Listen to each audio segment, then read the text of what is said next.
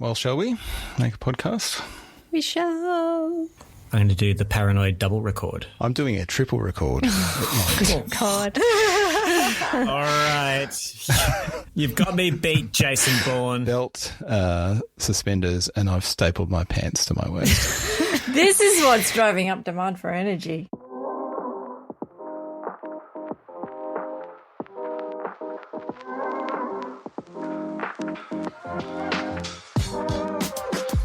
This is a Let Me Sum Up, your regular deep dive into recent reports on climate and energy.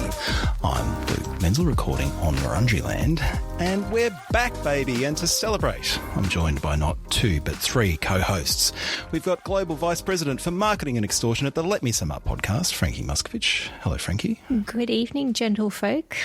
So delightful to be back, isn't it? I'm here on Gadigal country and I'm hot to trot with you fine people. We're also joined by a woman whose superpower is common sense. Yes, it's your friendly neighbourhood energy expert, Alison Reeve. G'day, Alison.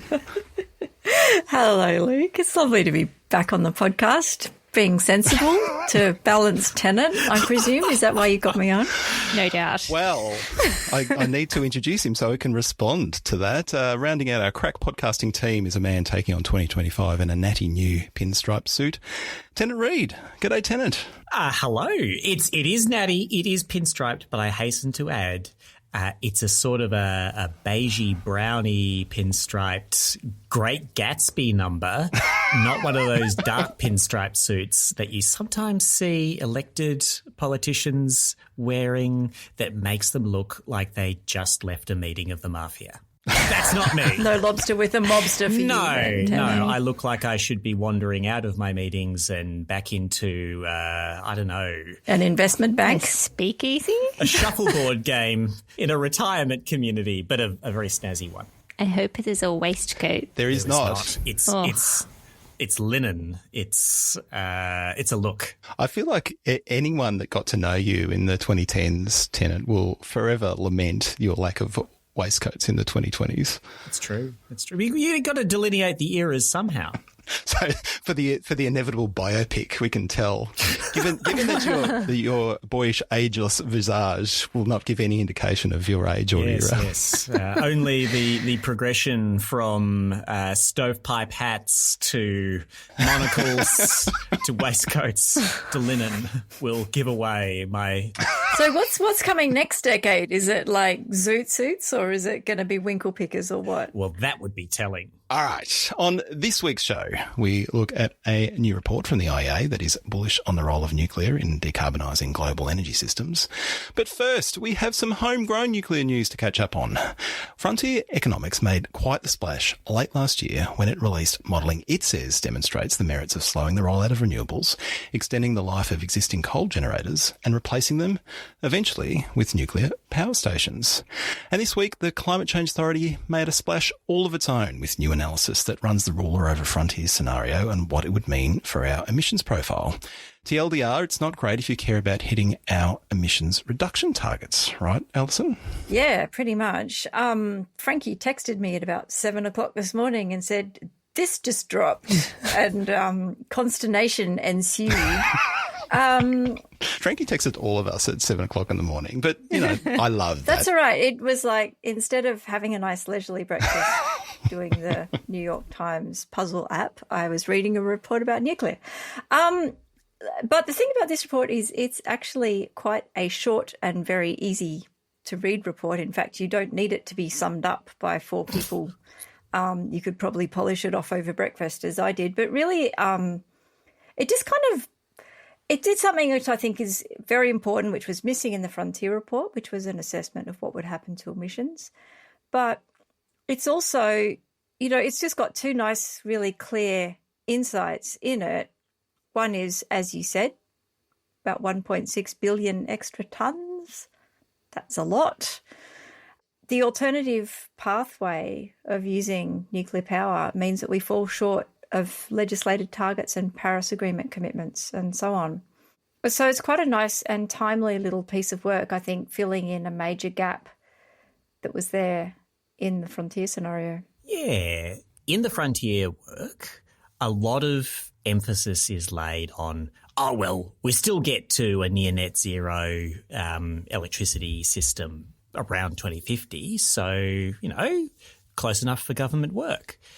But it does take, and Frontier have a graph in there, which the good people at CCA have had to use a nifty website that I wasn't aware of and will be a frequent customer of now. Right.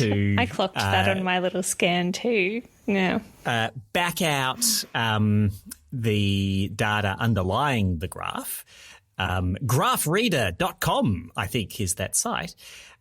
They've backed it out to just put some harder numbers on what is clear at a glance of that chart, which is if you delay deep electricity sector emissions reductions for 10 to 20 years and then you cut emissions in a rush, cumulatively, in the meantime, you have released a lot more carbon, and it's not just about the end point, but the journey to get there when you're talking about emissions. So, they've backed out and brought up this issue in a way that you could easily have missed if you were just looking at the Frontier report itself. I thought that what it does, and maybe it's more useful for wonks like us that like to see things expressed really clearly on a page in a nice little table. But it did kind of, in a very simple, compelling way, kind of compare the two pathways. Like they're very deliberately, I think the timing is interesting also. We're about to go into a federal election, present this sort of side-by-side analysis of the two, different potential futures. They're pretty also just keen to note that they don't focus on other considerations in and around these pathways, like things like social license and other issues that are like very pertinent to the potential of either of these pathways going ahead. But I do think it's really important and striking that if this is the debate that's going to be had more or less about the government and the opposition's commitment in the climate space over the next little while, that it's done on the basis of what the climate impacts of that is going to be. And so sort of setting that out and saying the current pathway is consistent more with a 1.8 degree future, but then alternatively the pathway that Frontier mapped out, as Alison said, almost 2 billion extra tonnes of CO2 emitted cumulatively out to 2050 is consistent with about 2.6 degrees of warming. And frankly, that's not what Australia has committed to under the Paris Agreement. So let's hope there's appropriate scrutiny over those things. There was a little thing tucked away on page 11 as well, which is actually not something I'd thought of before. They point out that if you're going for the nuclear scenario, that in the Frontier report has a lower demand scenario. Yes. It assumes that people take up electric vehicles much slower. Yep. Now, I'd thought of that, but the bit I hadn't thought of, which they have pointed out, is that presents a risk, because if consumers suddenly decide to do that stuff faster than what you were proposing, you'd either have to build an awful lot of renewables very, very, very quickly, or you'd have shortages of electricity. Mm-hmm. And neither of those sound like fun, given that, the pace of building renewables at this moment is something that we're struggling with and that communities are finding challenging. And no one likes a blackout, right? Yeah. Yeah, so agreeing with Alison's point that the assumption on demand, to my view, takes a lot of agency off of the choices that people might be making in the next 20 years or so. And when we know that electric cars over their lifetime are going to be cheaper for people today. The same is said for electrifying household appliances.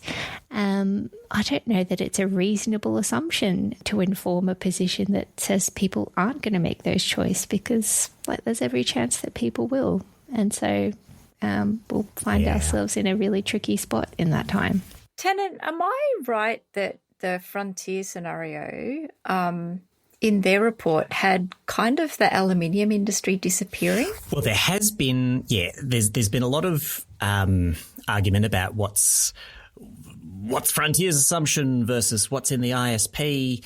And so the demand scenarios that are considered in the Frontier work there are two of them, and they're the same they are two of the demand scenarios that are considered in the ISP. So the step change scenario, they've modified in various ways, but they've taken the demand piece of it, and ditto for the progressive change scenario. And in the ISP's progressive change scenario, as it turns out, yes, the aluminium industry evaporates at the end of its current contracts for electricity supply, because this is the scenario where there's not as much global growth, there's not as much investment in decarbonisation, and the system doesn't supply enough clean electricity fast enough to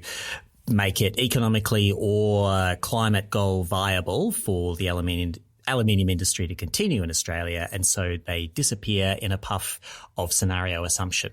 And that was taken holus bolus, probably without really recognising that that's what was going on within it, by Frontier as an input to their thing.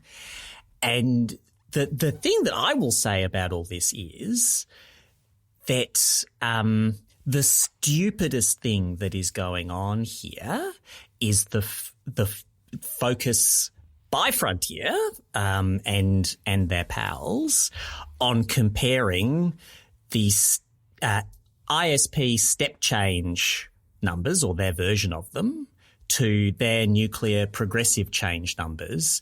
And the reason they're doing that comparison is that the way that they have done the numbers, that produces the biggest apparent cost difference. But a huge portion of that apparent cost difference is just due to modelling the same policy in different states of the world. And the reason why different states of the world are considered in the ISP process is to say, oh, well, we've got these various transmission projects that are proposed. We don't really know what's going to happen, even though we've got an inkling on what's most likely. Are these transmission lines worthwhile and robust to a bunch of different scenarios for what might be the state of the world that they're operating in? And, they conclude, yes, that is a completely intellectually different exercise to just saying what make big number go big. And if I say to you, hey, I've got a great way for Australia to save on educational expenses, I'm just going to assume that half the children die. And look, we don't need to pay as many teachers. Oh, whoa. You went there. Can't they just be, frolicking in... Can't they just go down the mines or something? We'll assume half the children move to Japan and have a lovely experience meeting my neighbour Totoro. That's They're it. great, but they're not here and we don't need the schools or the teachers. You might say, what? You don't have a policy to achieve that? You're just assuming that happens. What is this saying? I would break in and be sensible, but I'm just laughing too hard. I'm sorry. So, there are other problems in the cost comparison, but just that one is Dopesville, and it is attractive to just pick a thing that makes a big number. So you can say big number, me good, them bad, but it's just assuming there's less. I mean, a great thing that's in this CCA report. Final thing I'm going to say, but on page 14 of the report and 15, you get the numbers for what's the projected size of the Australian economy between the step change scenario and the progressive change scenario. And in 2051, the Australian economy is $300 billion a year larger in step change than in progressive change.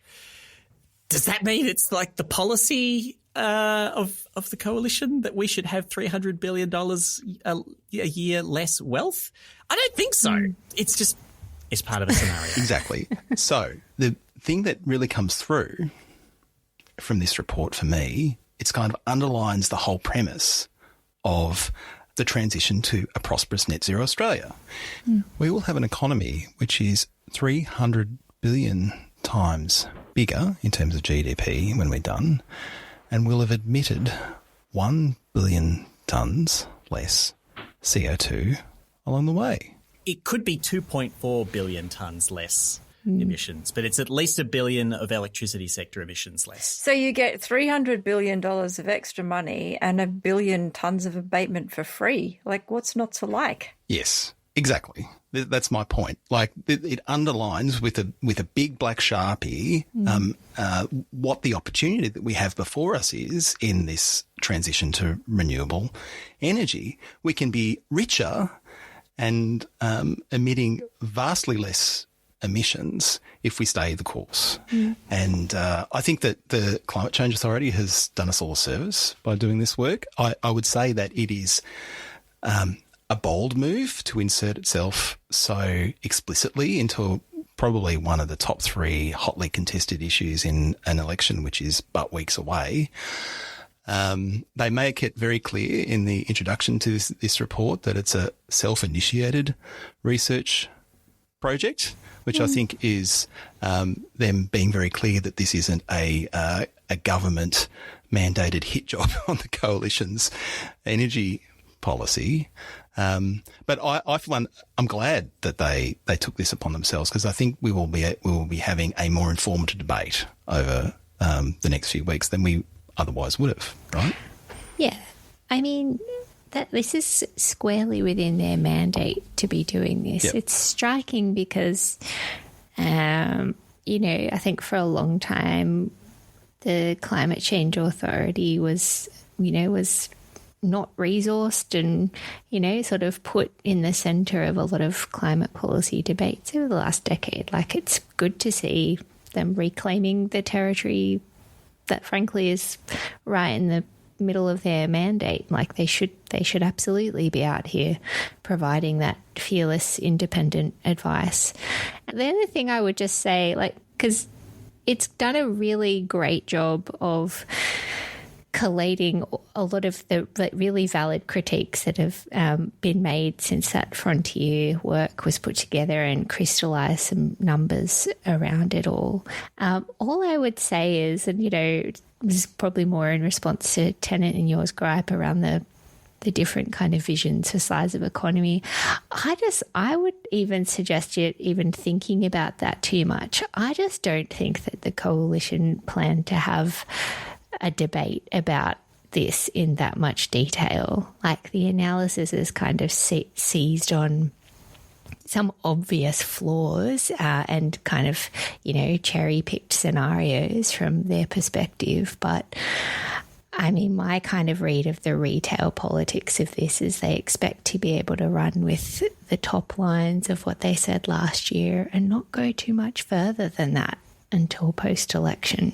But, I mean, I think that's why it's important that you get someone publishing on this sort of stuff about what the outcomes are, because that is what gets lost in the policy 100%. debate. So-called policy debate. I'm not sure we could really – it's not a policy debate like I remember from when I was a child. But often these things just focus on costs, and the point of spending government money is to get an outcome.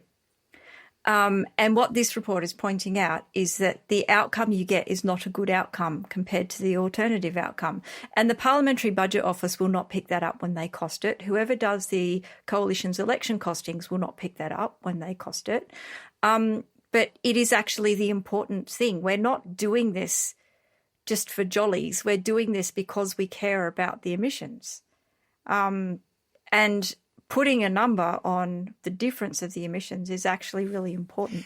And, all right, I told a lie before. My last thing on this is I think the CCA could have been a little bit bolshier and put some more numbers on this, because those emissions themselves have a value or a cost.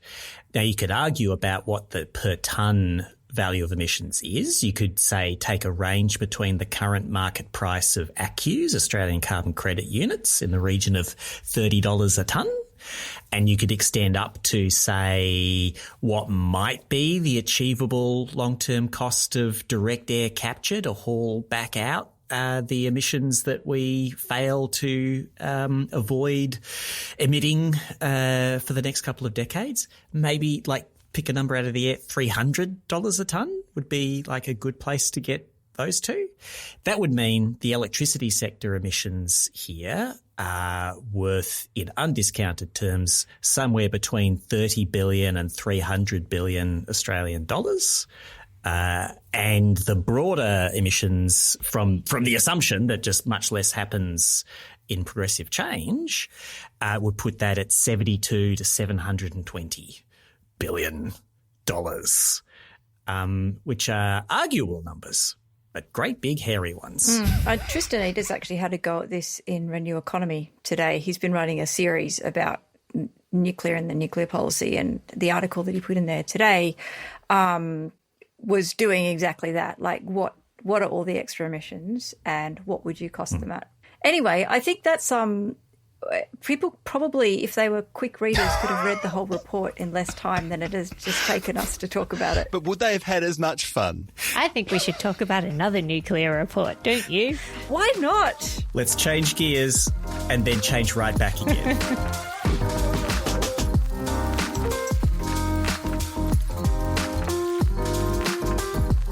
A renaissance for nuclear energy is a crucial component of the global effort to decarbonise our energy systems. That is the message of a new report from the International Energy Agency titled The Path to a New Era for Nuclear Energy. In it, the IEA surveys the current state of the nuclear industry, which has experienced something of a resurgence in recent years. Nuclear generation is projected to reach an all-time high in 2025, and investment in new nuclear capacity is up.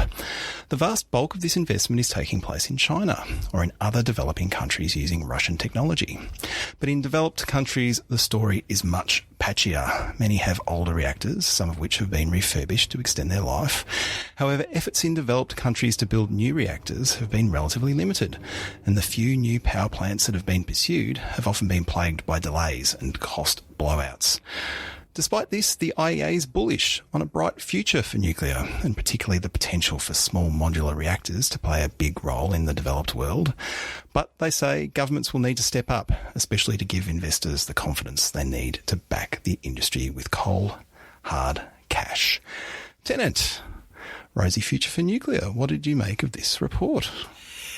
This is a slightly weird report because it is full of wide-eyed, beating heart excitement for the new world of new small-scale and large-scale nuclear. It's like the IEA nuclear hype boys only get let out like once every couple of years whenever they write this report. But also, this is a report from the International Energy Agency, and they just can't help themselves but be rigorous in amongst their hype. And so, yes, they have a lot of lists. They're just long lists of here's a country with a policy and it's very supportive and it's wonderful. And here's a long list of companies with innovative startup designs with sort of almost randomly selected features to highlight of each reactor in a column of the table.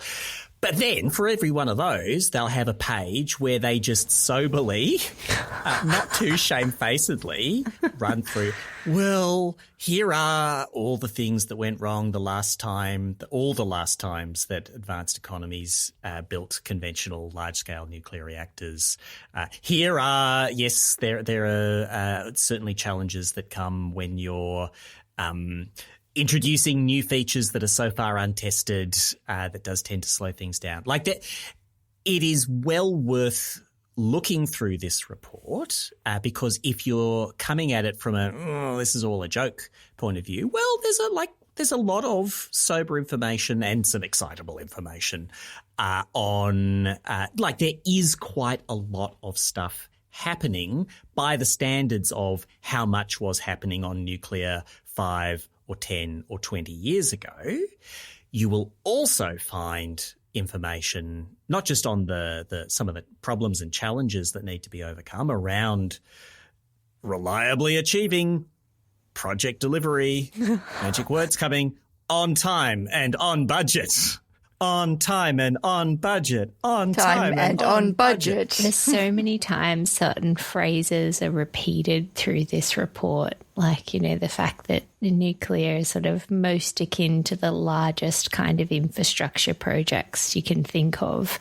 And the only thing you can think of as an Australian when you read stuff like that is no Australian infrastructure project ever runs to time or to budget, let alone in a highly specialised sector for which we have no established industry or skill set. So, like, that should be enough to freak anyone out about the potential prospects of on time and on budget nuclear plants in this country. The other thing that comes across is that as excited as they are, they can't help but present this in the context of their wider projections for the global energy system, in which this is a modest, even at the ambitious level, this is a modest piece of the overall story. So they say there's 70 gigawatts of new nuclear currently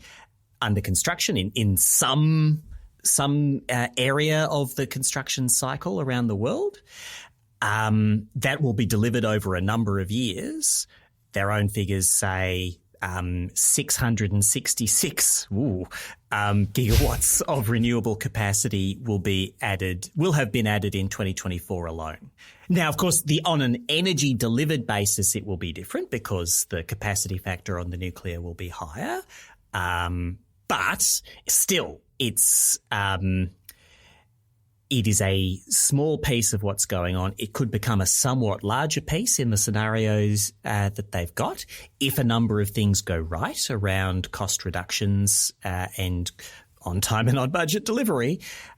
IEA, even as boosterish as they are here, they're presenting in a context where nuclear is a wedge in the pie, not a whole new mega pie to delight the world. It's clear that there is a way of hitting your budget and hitting your timelines, and that is to build a lot of nuclear power stations and build the same nuclear power station over and over again. So you develop supply chains and a workforce that is skilled up to deliver these things. And that's what's happening in China and in the developing world with Russian reactors, who they're effectively exporting this technology around the world. And so they are succeeding in doing just that. But the kind of scale that you need to be able to achieve that is not something we've seen in the developed world for decades. And so it's not that we couldn't do this in the developed world if we wanted to. It's just that we aren't. And the kind of the commitments over the last number of years, like just in terms of scale, they note that there's been 52 reactors that have started construction in the last 8 years or so. 25 were Chinese design, 23 were Russian design, 2 European designs and 2 Korean designs. And so there's just not the scale to get those costs down. And then the other thing that was really interesting to me, which I hadn't really thought about, is because we have been building a lot of these reactors in the developed world, you don't have the workforce. They've either retired or they've dispersed into other industries. And so they're effectively rebuilding all that sort of human capital around this industry from scratch.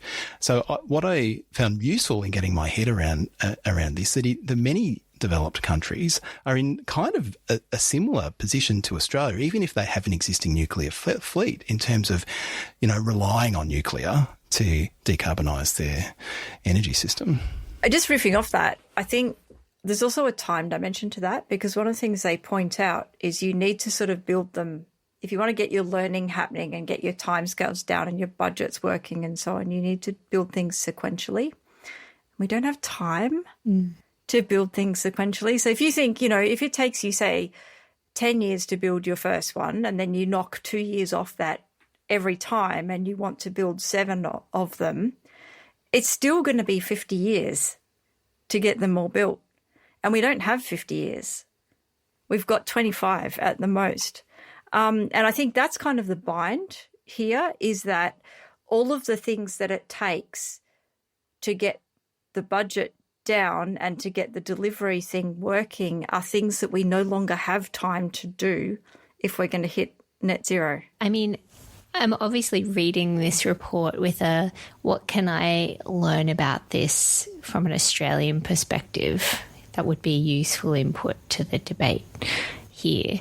And actually, I found this just threw up way more questions. You know, I think reasonable understanding we've maybe built between us in our various chats about this in reports that we've read around the relative merits or feasibility of nuclear being a thing in Australia in a timely fashion, which it clearly isn't.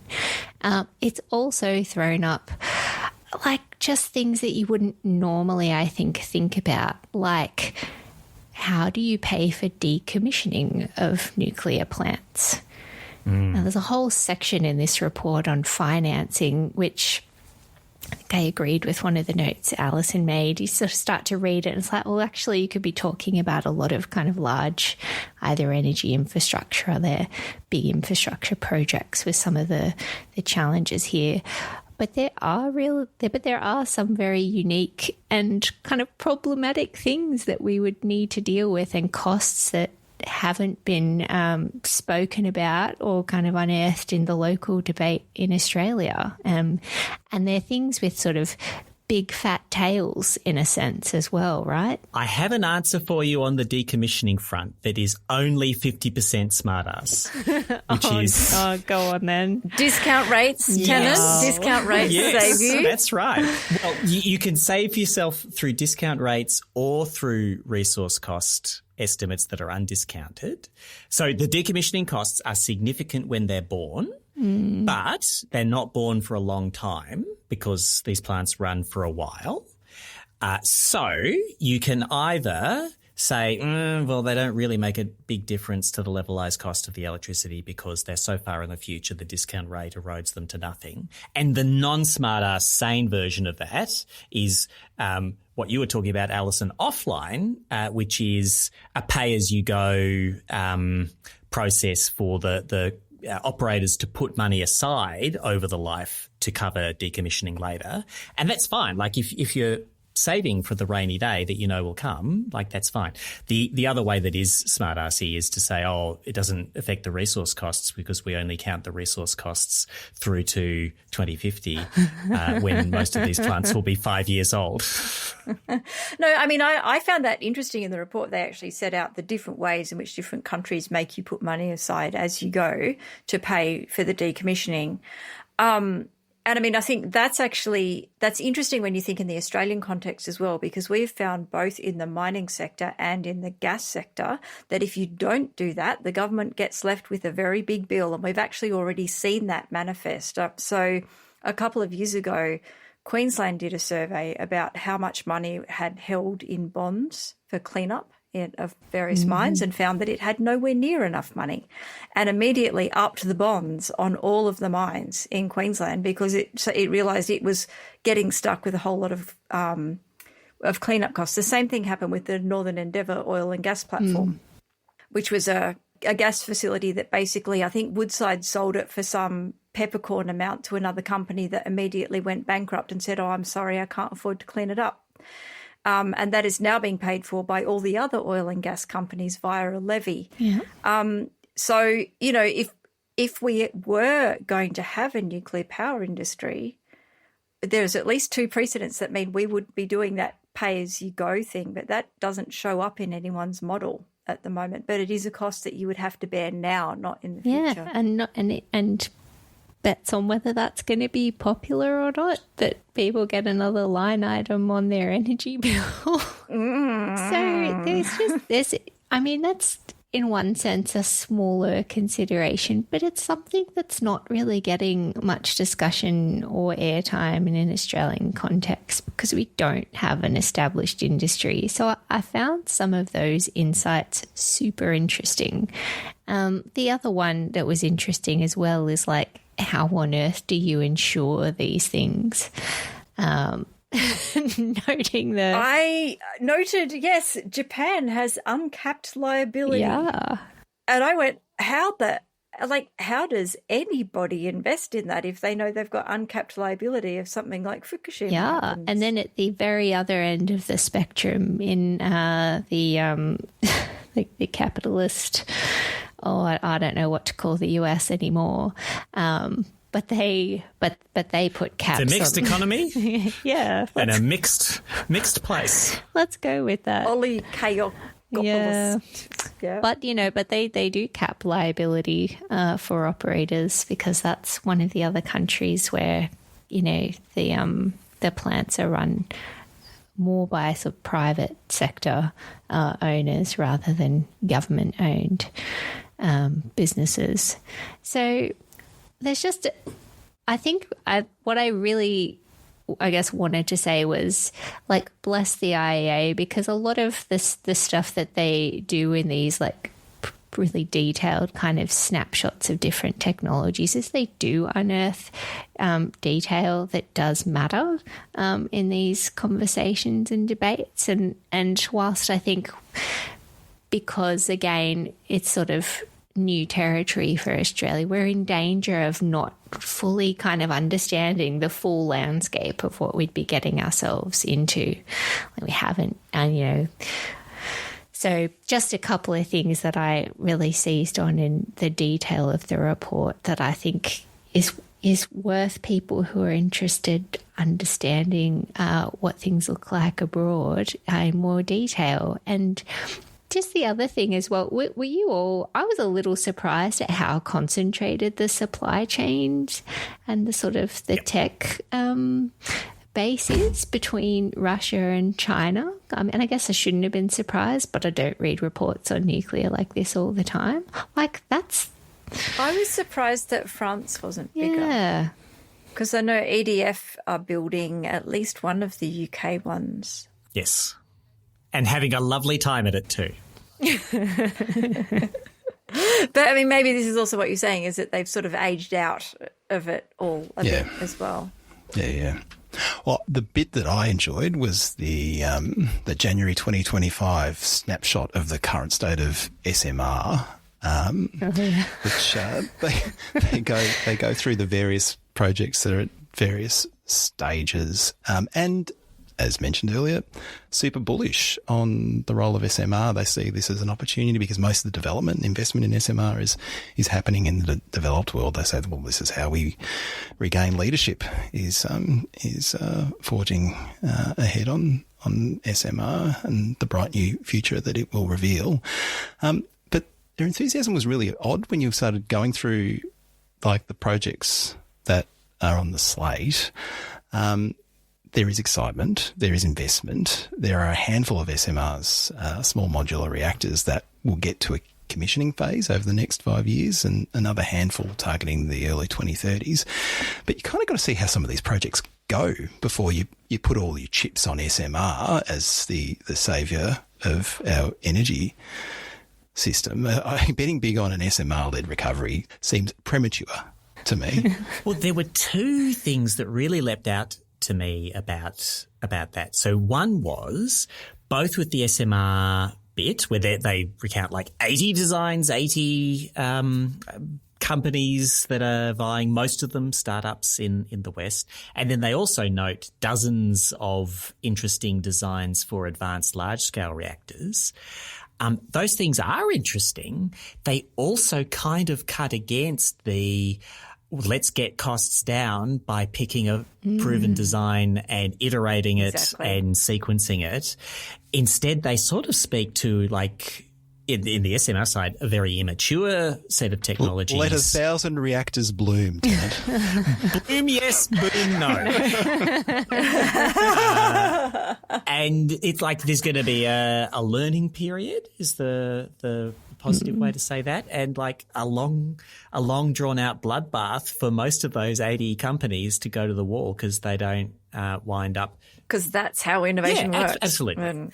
So, I don't know that that's as good a sign as they think. The second thing is that a lot of the SMR excitement in America is associated with interest from and some contracts, some memoranda of understanding from tech giants who have been scrambling to find gigawatts that they believed they would need to power their ultra mega hyperscaled AI supporting data centers. And I would say I'm just a follower on the trend of saying, there's some question marks over that future and those investment plans in the wake of the DeepSeek family of models and what they tell us about how much more energy efficient it is possible to be while still doing cutting edge AI service provision. There was something I found interesting about the SMRs as well, is that like the economies of scale with SMRs are meant to come because you could sort of manufacture them almost in a production line-y kind of way rather than as a bespoke sort of thing. But most advanced economies don't have particularly sophisticated manufacturing anymore because we've outsourced all of that to China. So it was kind of a puzzle to me how most of that development in SMRs, the IEA was seeing as happening in advanced economies, when advanced economies don't have the manufacturing capacity to really turn things into a production line and then start to squeeze the costs down. They'd have to build it. They'd have to have a massive manufacturing renaissance at the same time that they're taking up this new technology, sending 79 out of 80 companies to the wall, and building all their renewables.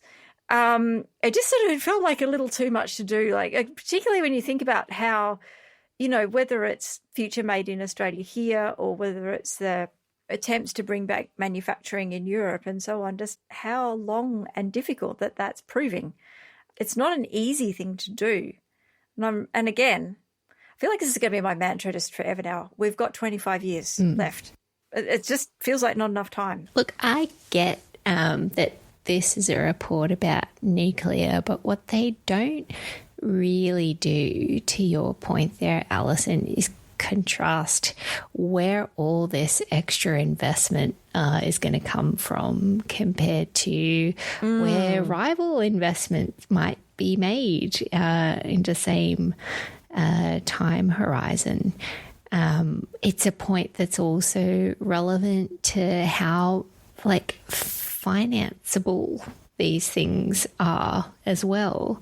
Like there was one line later in the report after it, repeating for the 50th time, the risk and spending profile of these things involves a long, complex and capital-intensive design and construction phase, and it'll start to pay back 20 or 30 years after the projects are built. But then it says, future competition with other electricity generation technologies and the impact of the changes in the generation mix on wholesale prices and the merit order of generating assets is another source of uncertainty. It's like that just one sentence to me writ large kind of kills in my mind the potential of nuclear in an Australian landscape when we should be seeing a flood of pretty cheap renewables continue to roll out in that time. It's just, I mean, this report isn't written for an Australian audience, but what has not been resolved to anyone's, I think, satisfaction around what the coalition has put forward and any modelling is how nuclear will work in with the generation mix that you'd expect to have at a given point of time. Yeah. I mean, it was interesting how a lot of the problems they raised around financing for nuclear are actually similar to some of the problems you have financing renewables, because you're talking about things that are really capital intensive and have incredibly low running costs, but are exposed to those very uncertain returns because of not knowing where demand's going to go, not knowing who else is supplying in the market and so on. So, paradoxically, one of the things that would help nuclear is reforming the energy market so that it underwrites renewables more effectively, or just high capex, low opex assets a bit more effectively. But the sort of, I mean, some of the solutions that they were pointing out too that people have used in other countries around nuclear, things like power purchase agreements or contracts for difference, are exactly the same ones that we've used for renewables to finance them, because they give you more certainty over the return. You just need bigger numbers in them. You need bigger numbers. And I think the other thing too is that one of the differences in risk here is that half a solar farm is still a functioning solar farm, whereas half a nuclear reactor is not functioning at all. It's all or nothing. So, if you start out building a giant solar farm and get halfway through and discover that demand's not there, well, you've still got a functioning solar farm, but half a nuclear reactor is just a whole lot of concrete and reinforcing mesh, and you can't do much with it.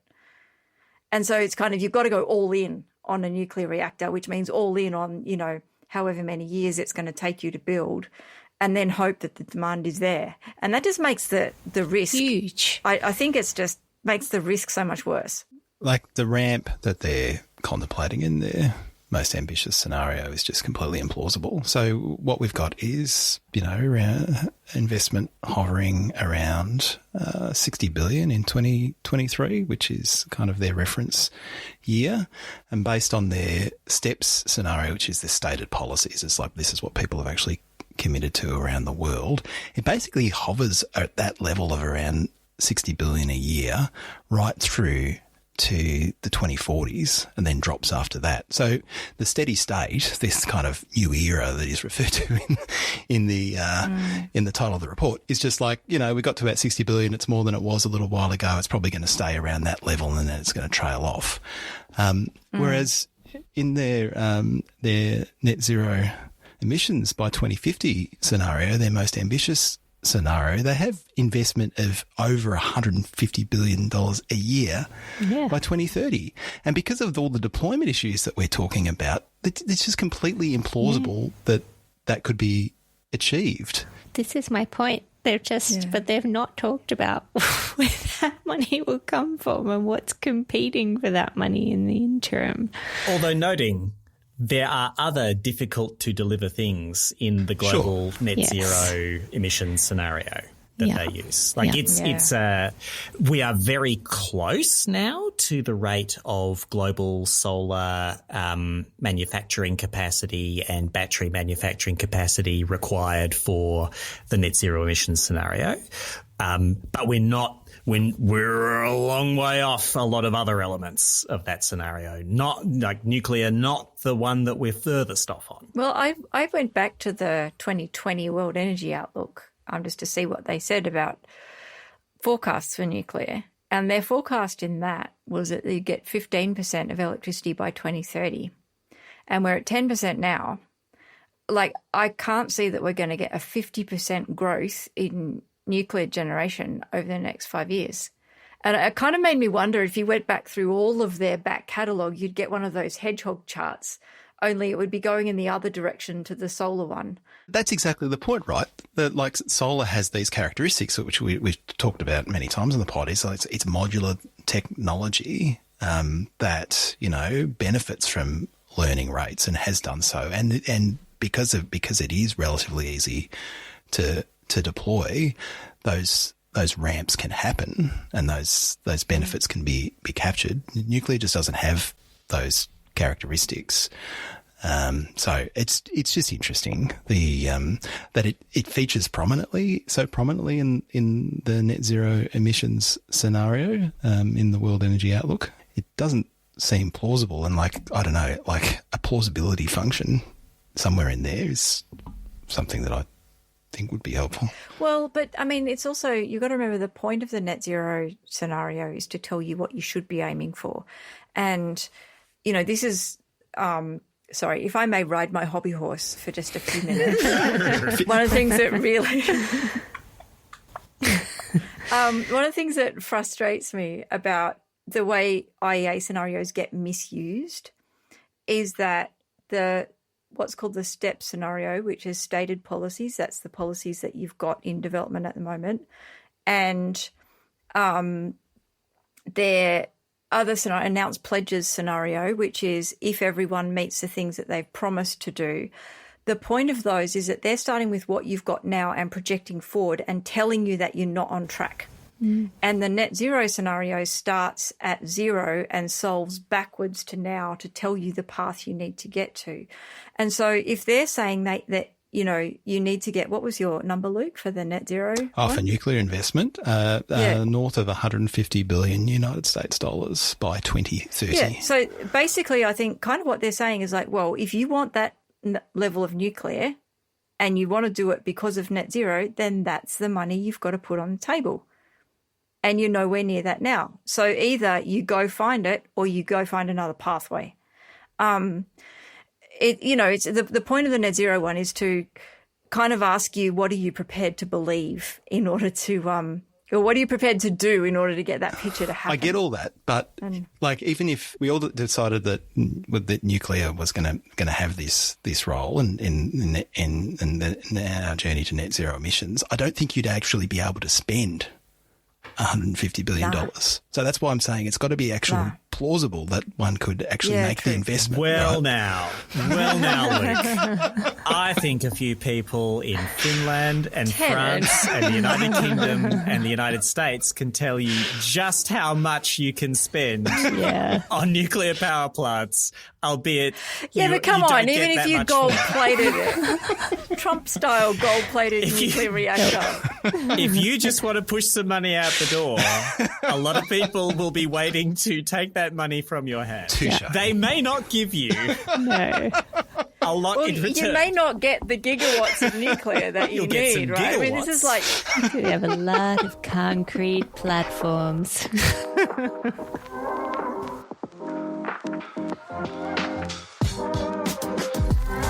As always, we close out the show with one more thing in which we all share something that is currently captivating our attention. Alison, what have you got? Well, my one more thing is an article that was in Carbon Brief last week, and it's about the contribution that clean energy technologies have been making to the Chinese economy. And it had some phenomenal numbers in it, frankly, that 10% of their economy is now in clean energy technologies. Is that right? That's what it says. They do take a fairly broad definition of what counts. So, you know, they count transmission lines, for example, which could also be there for coal, etc. There's also things like EV manufacturing, building battery factories, solar, wind, and so on. I thought this was, A, amazing, and B, a sign of, you know, kind of to go back to what we were saying before about the choices that are in front of you, that you'd actually have a choice here to do some things that are good for the planet and that are also good for GDP. Make a buck. Exactly. So yeah, I thought it's a really good article. It's got lots of little details in it. I also found it via this guy on LinkedIn who I follow, who puts a thing up every Friday with good climate news in it. And it's a very nice way to finish off your Friday if you've had a bit of a week. Just a little set of stories on, here are some good news you might have missed this week. Sounds great. I will look that up. Tennant, what have you got? So I want to mention something that relates to carbon border adjustment mechanisms, which is that recently there was a mini flap. I'm not sure if it continued at all. Maybe it will come back, but a little flap of alarm from some quarters that Australia considering a carbon border adjustment mechanism, which we are considering it, and we'll probably be considering it for some time after the next election, might put us in the crosshairs of the Trump administration, which might take umbrage that Australia might impose an adjustment on US trade.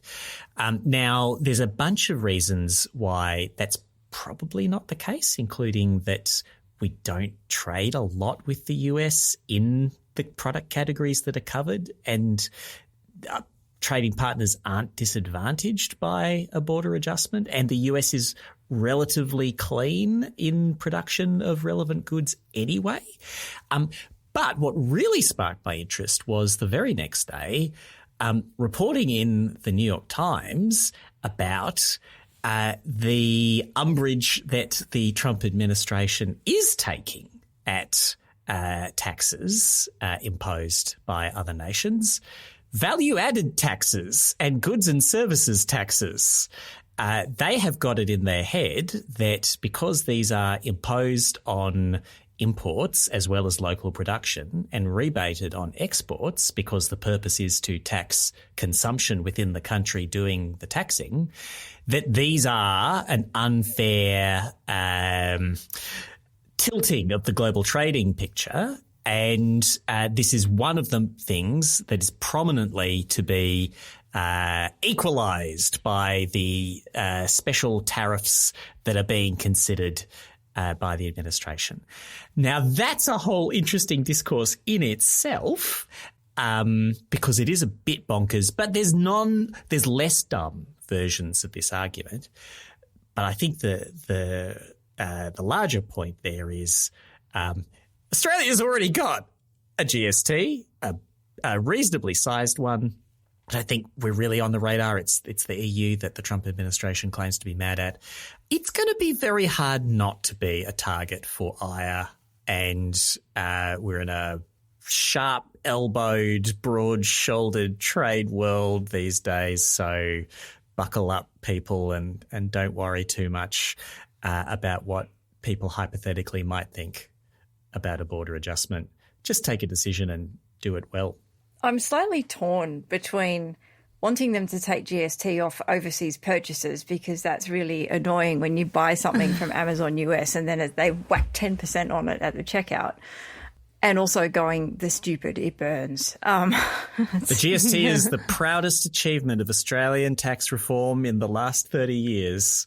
And well, actually, the thing about it at the border is that they actually pushed all of the compliance cost off onto the US companies and say, no, you guys have to sort this out. So actually, Jeff Bezos et al. Could quite legitimately be a bit peeved with Australia because they're having to do all the paperwork to figure out GST. I think he's too busy being annoyed at all the new paperwork he's got to do inside the United States to apply the lower de minimis import tariff fees to millions of tiny parcels. And send his 5 points to Donald Trump about what he achieved at work this week. All right. Frankie, what have you got?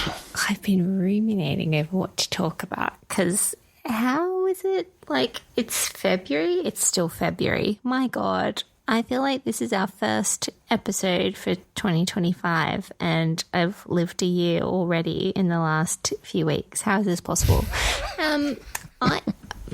Because Tennant talked about bokehs, I'm going to go on my hobby horse and it, such as I have, I mean, it's not as, I don't know if it's as deeply held it's more of a hobby obsession. Pony a hobby compared pony. To Tennant's hobby horse. Yeah, sure.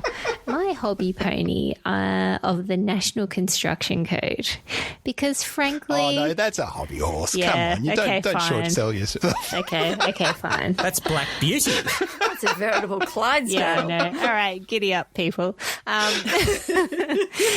The situation is we've had the last few years, and every revision to the National Construction Code takes about 5 years go to woe. Like really, it's a long process, a lot of technical work that goes into it, a lot of review. So these things kind of drag out and they're programmed as such. The 2025 code, which in the normal course of things would have been published by now and might be taking effect on 1 May this year, is sort of nowhere to be seen. And that's because building ministers haven't met to decide what happens with that. That's significant because For those of you who do watch these things closely, which I can only imagine a couple of our listeners would, might have also clocked that the Productivity Commission has just released their report on their inquiry into residential construction productivity, and it, has a lot to say more broadly about where productivity could improve, and there's lots of areas it could. But it specifically calls for a review of building regulation across the country, including the National Construction Code. And it calls out, patchwork implementation by state and territory governments, obviously work against the thing being a productivity measure in having a national construction code and trying to get that kind of consistency across the country. So, where does that leave us? We're sort of no decision yet on what happens with the code that's ostensibly kind of written and ready to go. And I think sort of a pretty good likelihood that whoever wins the next election is probably going to agree to call a review of that regulation. So we could just be falling into a bit of limbo, all of this. And why did I choose to giddy up on this hobby horse tonight? Because of something Alison said. It's 2025 and we've only got 25 more years. And actually, if we were working to, well-established kind of plans and norms that have been discussed in the built environment, we need to be building net zero homes by 2030. Actually, that's the kind of deadline that we've set for new construction. And so we've only kind of got one more crack at this thing before 2030, realistically, to do that work. So that's my one more thing. It's crystallizing in my head as a big job ahead of us and something that's facing into some political headwinds. And there's a little bit of uncertainty around how we take that forward. But, the thing needs doing. And so I guess watch this space. This is certainly not the last time I'll be talking about the National Construction Code. I might even give Tennant a run for his money on Boca content. I'm ready to meet that challenge, Frankie. Can we find some crossover in the Venn diagram between these regulatory regimes? Ooh. Building product Boca. We could find another crossover. What about small, modular, high-temperature homes? All right. For my one more thing, I'm going to share a change we're making to the bonus content associated with this very show. Many of you will recall that last year, about this time of the year, actually, we launched our Patreon at patreon.com/LetMeSumUp, which lets our beloved listeners support the show by becoming a super summer-upper for $10 a month or about $100 a year. You can make sure that we can continue making this show by covering crucial costs such as editing, T-shirt supply chain analysis, that sort of stuff. And one of the ways we say thank you to our supporters is by recording exclusive bonus episodes. Now, we were recording like a proper longish bonus episode about, I'd say, once a month last year. But this year we're going to change it up. At the end of the show each fortnight, after we've all done our sign-offs, we're going to record a bonus segment called There Is Too Much.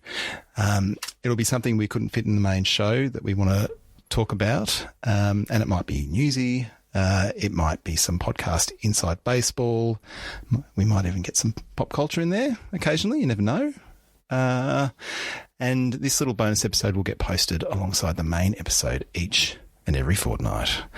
I reckon we'll still do the occasional longer bonus episode if there's something particularly topical that requires a rapid reaction.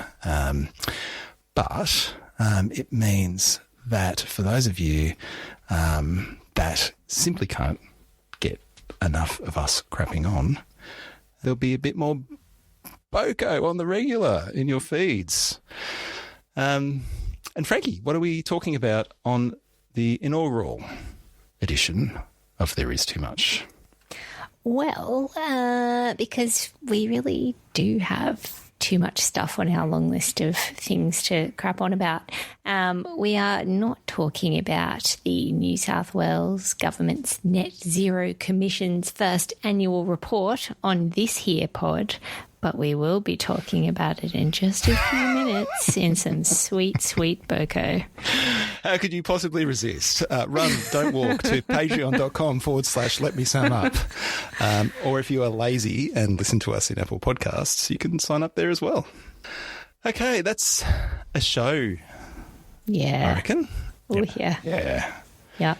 It's been a little while, so I should remind everybody that we're always in the market for papers to read on this here pod. So you can send in your suggestions for things we should read to mailbag@letmesumup.net. I want to actually make an apology to listeners that have been sending mail to the mailbag@letmesumup.net address. I have been a poor correspondent. It is my job to monitor the emails, and I have not replied to all of them in the last couple of months. I'm sorry, I did read them. They have even been put on the pile, but I haven't written back. But that explains why people we know have been texting us or sending stuff to our work emails. Like, oi, over here. If someone else wants to take on the responsibility to monitor the mailbox, if you think you'll do a better job of it than I will, then by all means. Nah. I know that I will not.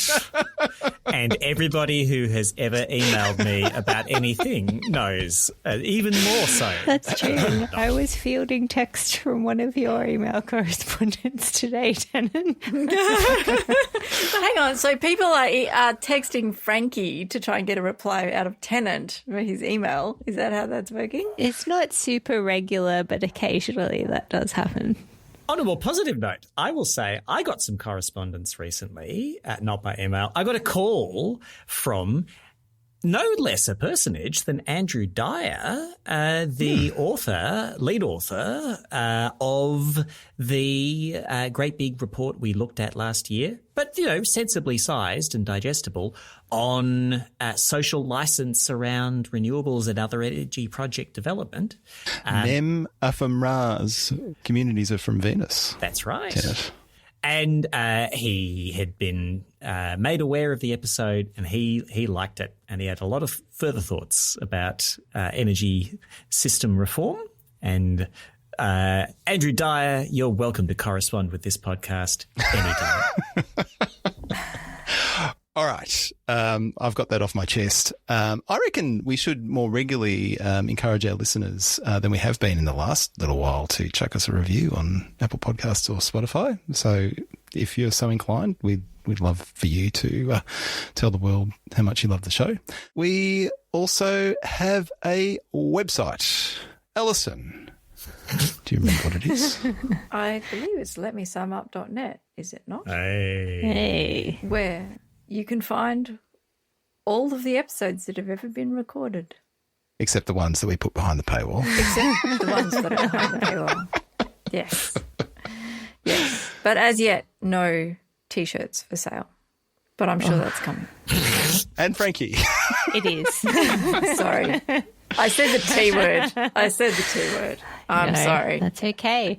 We've made substantial progress. I think we'll be reinstating... Wasn't it called shirt fronting with Frankie? But somebody said shirt franking with Fronty one time, and I also loved that too.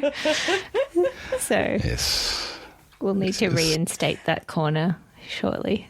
Okay. It's always important to note that this podcast was edited by energy professional and podcast tragic Mark Spencer from Here Media Studio. And Tennant, one last time, how do we pay for that editing? With all the magnificent contributions from our super summer uppers received through Patreon at patreon.com/letmesumup.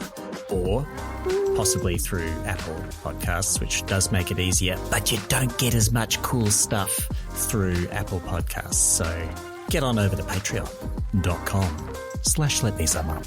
All right. For Frankie Musovich, Tennant Reid and Alison Reeve, I'm Luke Menzel. Thanks for listening, and we'll talk to you again soon.